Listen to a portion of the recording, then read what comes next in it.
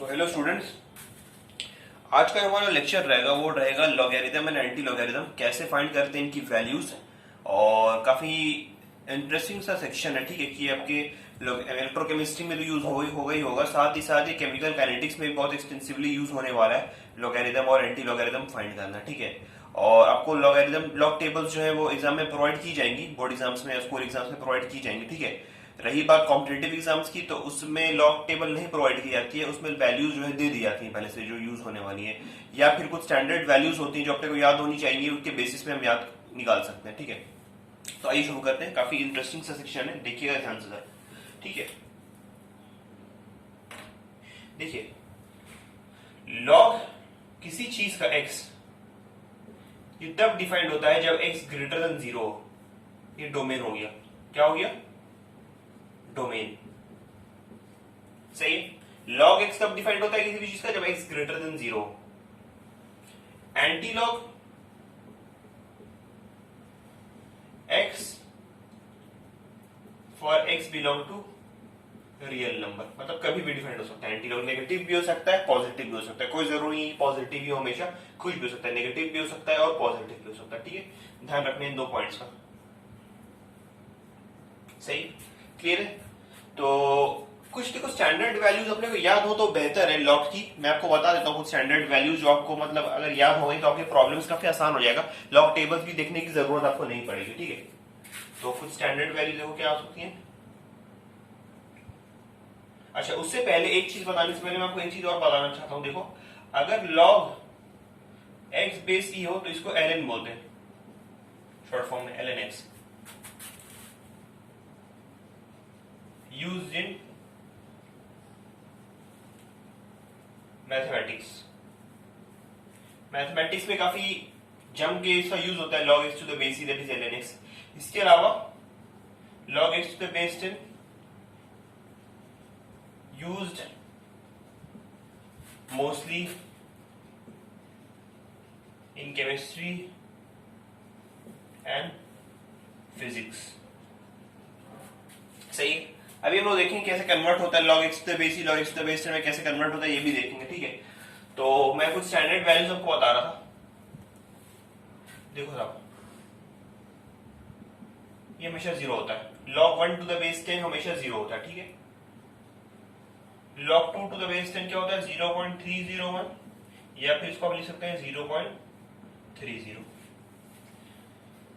log 3 to the base 10 क्या होता है?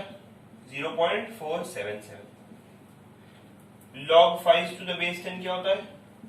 0.699, ये सब लिख सकते हैं 0.70। और log 7 टू द बेस 10 क्या होता है? 0.85। सही है। आप पूछेंगे सर log 4 ने आप क्यों नहीं लिखा, log 6 आपने क्यों नहीं लिखा, तो मैं उसका जवाब भी थोड़ी देर में दूंगा, ठीक है। क्योंकि मैंने log 4 टू द बेस 10 नहीं लिखा और log 6 टू द बेस 10 मैंने क्यों नहीं लिखा, ठीक है। ये स्टैंडर्ड वैल्यूज है, कुछ ये आपको याद होनी चाहिए, ठीक है। सब standard values, some standard values that need to be remembered, some standard values that need to be remembered। सही, इतना समझ में आया, ठीक है, इतने में कोई दिक्कत नहीं है, ठीक है। चलिए साहब, अब देखो इतना क्या समझ में आ गया, तो मैं आपको लॉज को बताता हूँ। Laws of log. सबसे पहला लॉ जो है बेटा वो है क्या? log x टू द बेस n, जो log x to the power n जो होता है वो n log x से बराबर होता है, पहला लॉ, ठीक है। दूसरा लॉ क्या होता है? log a इंटू बी जो होता है वो होता है log a plus log b।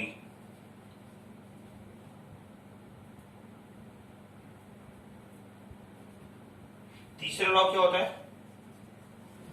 log a by B जो होता है वो होता है log a minus log b। ये अगर तीन लॉ आपको याद है तो आप किसी भी लॉग की वैल्यू आसानी से निकाल सकते हैं, केमिस्ट्री में या फिजिक्स में कोई भी लॉ आपको की जरूरत नहीं पड़ेगी, ये तीन लॉस आपके लिए काफी है निकालने के लिए, ठीक है।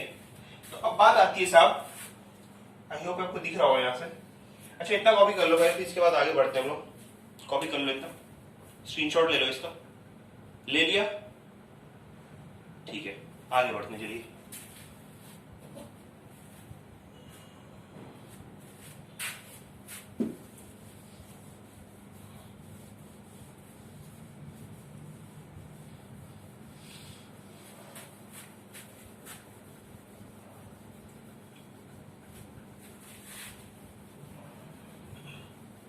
सही है, काफी यूजफुल लेक्चर है, ठीक है। ये कई लोगों को लॉग जो है, इवन जो कॉलेज में आ जाते हैं तब तक उन्हें क्लियर नहीं होता कि लॉग निकाला कैसे जाए। इधर उधर पूछते रहते हैं कि सर लॉग कैसे निकालेंगे इधर उधर, ठीक है। काफी इंटरेस्टिंग सेक्शन है, बहुत इंपॉर्टेंट है, ठीक है। आना चाहिए निकालने के लिए लॉग की वैल्यू, ठीक है। अब बात आती है साहब मैंने log 4 की वैल्यू क्यों नहीं निकाली। तो log 4 की वैल्यू इसने नहीं निकाली मैंने, log 4 की वैल्यू इसने नहीं निकाली क्योंकि उसको ऐसे लिखा जा सकता है 2 to the power 2। और अभी अभी मैंने देखो log 1 में बताया आपको log x to the power n क्या होता है, log x मतलब 2 into log 2 मतलब 2 into 0.301 मतलब 0.602। log 4 की वैल्यू ये हुई। समझ में आई बात, log 4 की वैल्यू कैसे निकाल लेंगे, सही है। अच्छा उसी तरह हम लोग क्या निकाल लेंगे, log 8 की भी वैल्यू निकाल लेंगे। कैसे निकालेंगे बेटा, ऐसे निकाल लेंगे 3 into log 10 to the base 2 मतलब 3 into 0.301 मतलब 0.903। log 8 की भी वैल्यू निकाल लेंगे। समझ में आई बात, इतनी क्लियर है, ठीक है। अब देखिए आगे बढ़ते हैं हम लोग। log 6 की अगर वैल्यू को निकालने बोले तो कैसे निकालेंगे। log 6 को ऐसे लिख सकते हो आप, 6 को ऐसे लिख सकते हो 2 into 3। और log a into b क्या होता है, log a into b क्या होता है, log a plus log b।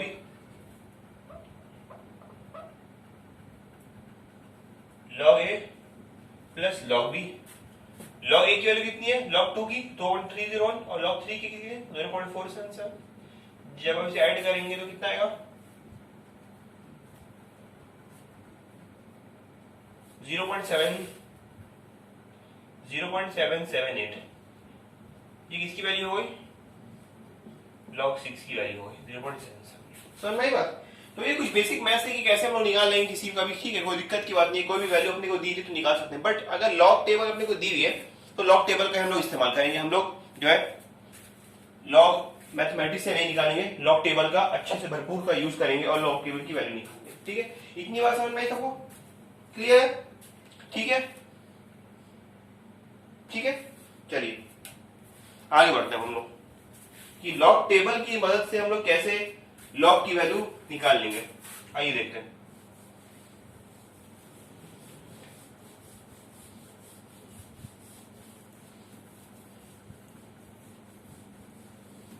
कुछ वैल्यूज ऐसी होती है देखो जो प्योर मैथमेटिक्स के बेसिस पे नहीं निकाल सकते, उसके लिए लॉग टेबल हर हाल में इस्तेमाल करना अपने को जरूरी हो जाता है, ठीक है। तो हम लोग देखते हैं उसको कैसे जरूरी होता है।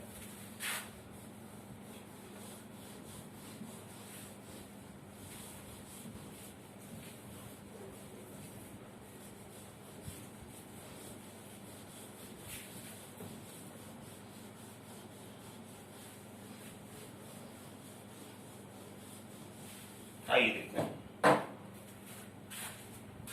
जैसे मान लो क्वेश्चन है, क्वेश्चन नंबर 1 है, मान लो log 20.14 इसकी वैल्यू निकालनी है। तो देखो ये तो डेसिमल एक्सपेंशन है, डेसिमल है तो इसे एक्सप्रेस करना किसी नंबर के प्रोडक्ट के या किसी नंबर के स्क्वायर के डिफिकल्ट है। तो हम लोग क्या यूज करेंगे, देखो इसमें लॉग यूज करेंगे टेबल के से। अब देखो ध्यान से सुनो मेरी बात। पहला स्टेप क्या है, देखो पहला स्टेप ये डेसिमल के लेफ्ट में जाओ आप लोग, डेसिमल के लेफ्ट में जाओ, काउंट करो कितने नंबर्स हैं, 1 2, कितने नंबर्स हैं, नंबर ऑफ डेसिमल प्लेसेस 2। फिर क्या करो,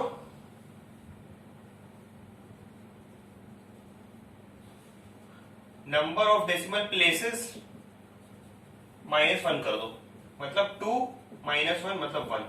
तो फाइनल आंसर कुछ आपको इस तरह होगा 1 पॉइंट समथिंग।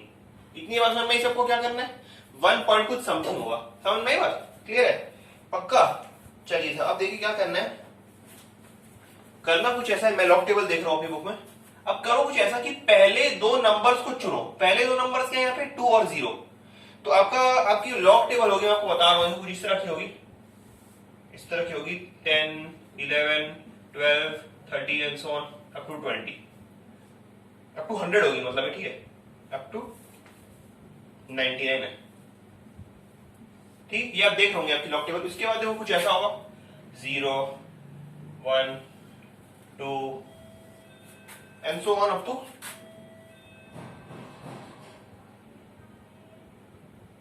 9।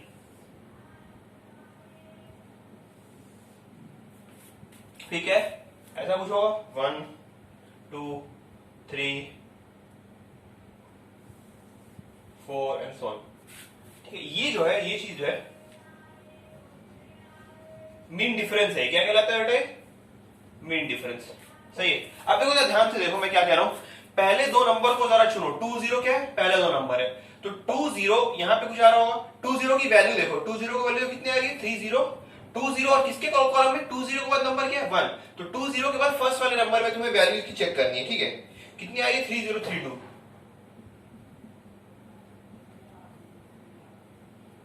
और ये इतना 3010। इसकी जरूरत हमें पड़ेगी 3032। इतना समझ में आया सबको? क्लियर है? देखो क्या किया मैंने, पहले 20 चुना और 20 के बाद उस वाले करस्पॉन्डिंग कॉलम में देखा जो उसके नेक्स्ट नंबर आ रहा है, फर्स्ट नंबर नेक्स्ट नंबर क्या है? 1। तो 1 किसमें आ रहा है? 3032। ये देख लिया, इतने में समझ में। अब 1 के बाद देखो क्या नंबर आ रहा है? 4। तो मीन डिफरेंस क्या है हमारा? 4 इसके करस्पॉन्डिंग 4 वाले में कॉलम में 4 के करस्पॉन्डिंग क्या आ रहा है? 8।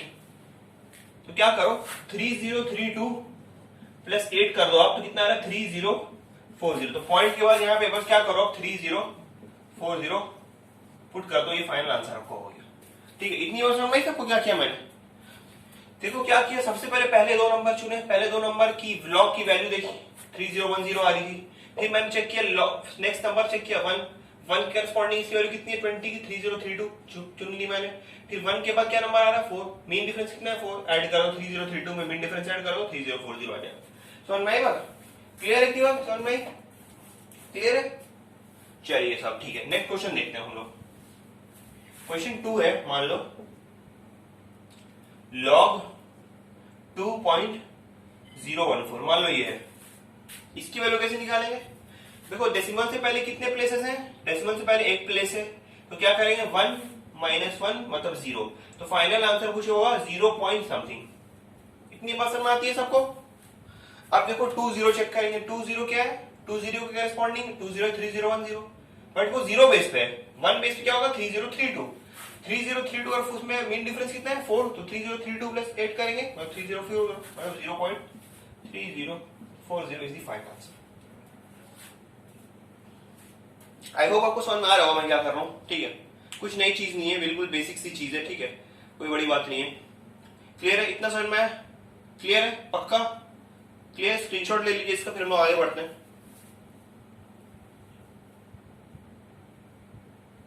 ठीक है, चलिए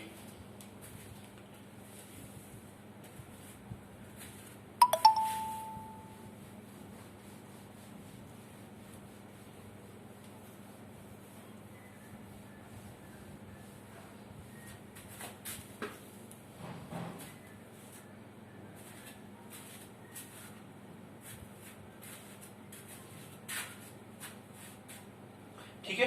देखो एक और नंबर है, मान लो मेरे पास, मान लो है log 2020, मान लो ये है। मान लो इसकी वैल्यू निकालनी है मुझे, मान लो। तो मैं क्या करूंगा, 2020 को कुछ इस तरह लिख सकता हूं,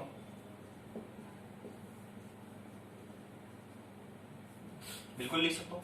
अब देखो पॉइंट से पहले कितने प्लेसेस है बेटा? 4 प्लेसेस, 1 2 3 4। अब 4 - 1 करेंगे हम लोग, कितना आ रहा है? 3। तो आंसर मेरा कुछ ऐसा होगा 3 पॉइंट समथिंग। इतनी बात समझ में? अब देखो मैं क्या करूंगा, 20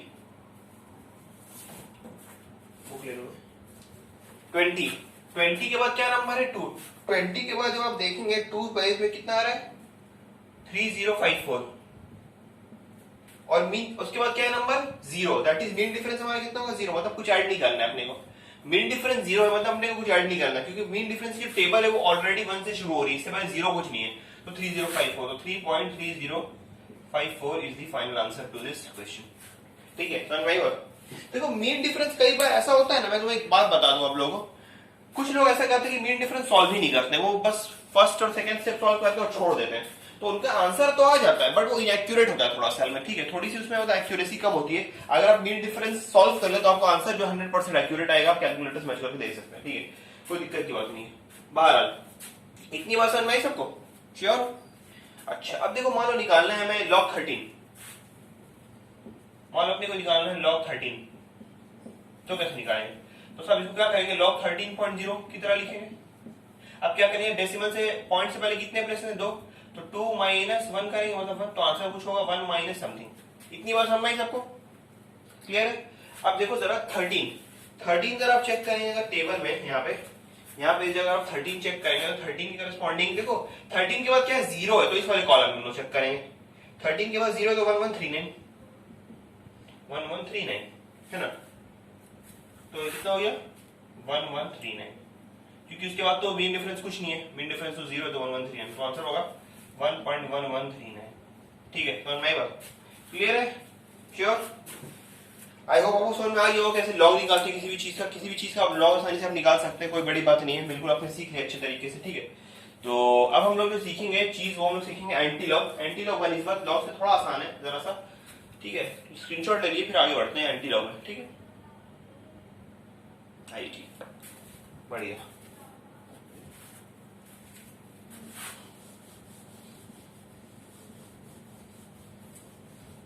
एक्चुअली ये जूम पे पढ़ाना थोड़ा डिफिकल्ट हो रहा था, क्यों? क्योंकि प्रॉपर कोऑर्डिनेशन नहीं हो पा रहा था, मैं ऐसी टेबल बना के नहीं दिखा पा रहा था उसमें। ठीक है,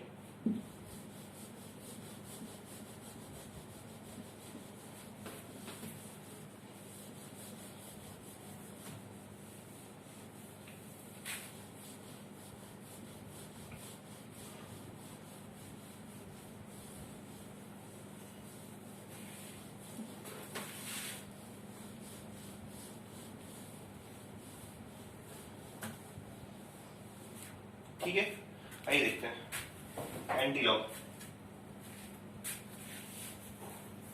एंटीलॉग यूज करने से पहले मैं जरा एंटीलॉग टेबल बना दूं आप लोगों के लिए, थोड़ी सी एंटीलॉग टेबल आपके लिए बना दूंगा।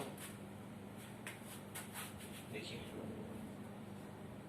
एन एक तो 00, 0.01, 0.02, 0.03 अप टू अप टू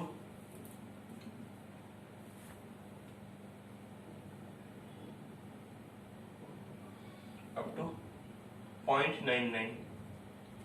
उसके बाद कुछ है 0, 1, 2, और इसके बाद है sir mean difference up to 9।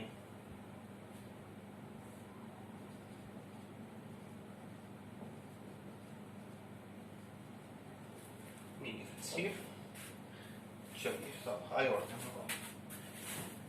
जैसे आपके पास क्वेश्चन है, मान लो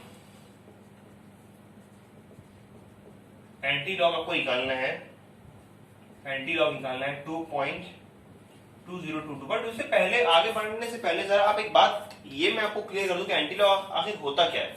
देखो मान लो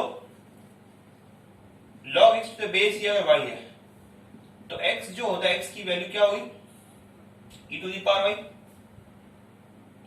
तो x की वैल्यू क्या होगी, e to the power y। तो x की वैल्यू जो हम लोग निकालते हैं, x की वैल्यू हम लोग निकालते हैं, तो x क्या कहलाता है, एंटी लॉग, मतलब उल्टा, लॉग का उल्टा, एंटी लॉग।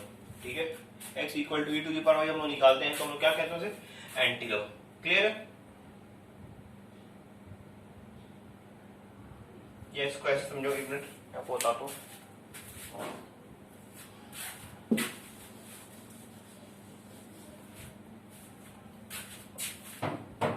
देखिए y is equal to log x है मान लो, ठीक है, तो x की वैल्यू क्या कहलाती है, e to the power y, है ना, तो x equal to e to the power x, इसको ऐसे लिख सकते हैं। ठीक है, क्लियर? इतना समझ में? अब तो मैं समझा रहा हूँ कि एंटी लॉग होता क्या है, कैसे निकालते हैं एंटी लॉग। ये एक्सप्रेशन याद रखना, y is equal to log x to the base e है तो x equal to e to the power y। इस एक्सप्रेशन से वापस इस एक्सप्रेशन में आया जा सकता है, कैसे? Taking log both sides, taking log both sides, log x is equal to log e into e to the power y, तो log x is equal to y into log e to the base e, this implies that y into log x equal to y। तो वही आ गया expression ये वाला, ठीक है? इतना समझ में सबको क्लियर है कैसे आई एक्सप्रेशन, क्यों आया? ठीक है, चलिए अब हम लोग वापस आते हैं अपने एक्चुअल मुद्दे पे कि हम लोग क्या